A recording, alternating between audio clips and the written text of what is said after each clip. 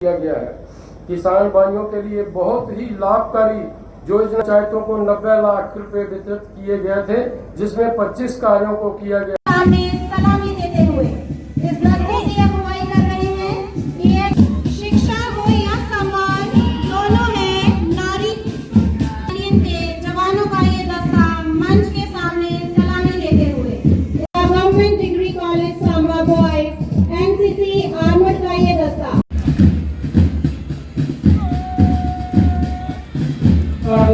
इसकी अगुवाई करा करते हैं Ankush Kumar. Government degree college Samba NCC level का ये दस्ता मंच सलामी मंच के सामने सलामी देते हुए गवर्नमेंट सलामी मंच के सामने सलामी देते हुए अरविंद घोष शिक्षा चौहान रिया मन कुशल तबला नहीं ये सबला ट्रेनिंग कोर्स संपूर्ण करवाया। इसके अलावा और भी विभिन्न विशेषताओं के लिए कौशल प्रशिक्षण दिया है। बेरोजगार कम लगाया, शिलापन कम लगाया। 14,500 Prime Minister Shri schools, care labs. The two important vocational subjects being and Prime Minister Poshan Scheme. Another important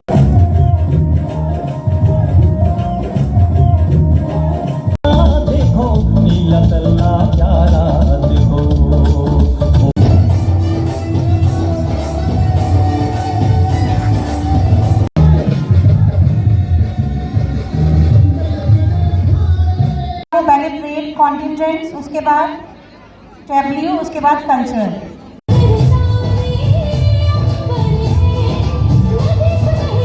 consolation prize के लिए मंच पर आमंत्रित करना चाहूंगी जीडीसी सांबा की सबसे ऊंची चोटी माउंट एवरेस्ट पर 3 बार समिट करने के साथ इन्होंने अभियान के दौरान 2 अधिकारियों और 4 जवानों की जान दी। सभी देशवासियों को, जम्मू कश्मीर केंद्र शासित प्रदेश की जनता को और सांबा के मेरे सभी परिवारों को मैं बहुत बहुत बधाई, बहुत बहुत शुभकामनाएं देना चाहता हूँ।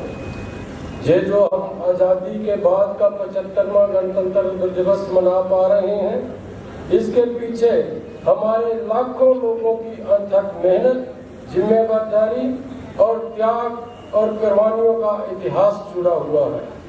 बाबा साहब भीमराव अम्बेडकर और उनके साथ उनकी जो संविधान सभा का गठन हुआ था, उनकी अथक मेहनत से 2 साल 11 महीने और 18 दिनों में ये जो संविधान है इसके प्रारूप को तैयार किया गया। और ठीक आज ही के दिन 26 जनवरी 1950 को भारत में अंग्रेजों द्वारा निर्मित संविधान को त्याग करके अपने देश की परंपराओं पर आधारित अपने देश की जनता के हितों को देखते हुए और देश के वैचारिक मूल्यों पर आधारित न्याय, स्वतंत्रता, समानता और भाईचारा हम सबके लिए पवित्र है और इसका सबको पालन करना जरूरी भी है, अनिवार्य भी है। और इसी संविधान ने भारत को विश्व में एक विशेष पहचान भी दी है। आज हम गर्व से कह सकते हैं कि ना पूछो जमाने से कि क्या हमारी कहानी है, हमारी पहचान तो बस इतनी है कि हम सब हिंदुस्तानी हैं। लहराएगा तिरंगा अब सारे आसमान पर, भारत का नाम होगा सबकी जबान पर, हर एक जबान पर। इस सब के बाद भी हमारे बुद्धिजीवियों द्वारा गूढ़ और गहन विचारों के साथ भारत किन विचारधाराओं पर काम करता हुआ आगे बढ़ेगा।